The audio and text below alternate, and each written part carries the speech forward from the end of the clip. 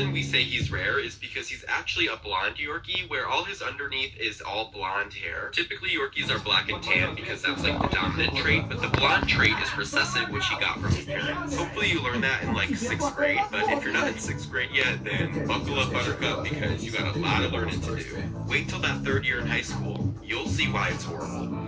But anywho, back to Louis. So he's a puppy, he's never been groomed before, he doesn't really know what's going on or what he's supposed to be doing, and he really didn't like me touching anywhere near his back end, and that's when he started to get frustrated with me. So to do his legs, I kind of held him up in this way, which made it turned out so cute. I did the best I can because this is his first visit, but he's all done.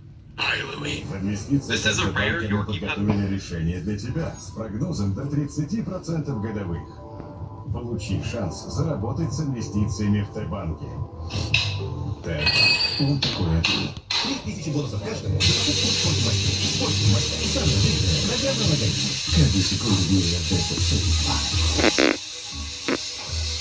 Совкомбанк одобряет кредитные реализации. Программа 100% одобрения кредита. Для владельцев авто Совкомбанка. Проверьте на себе и получите кредит до 15 лет.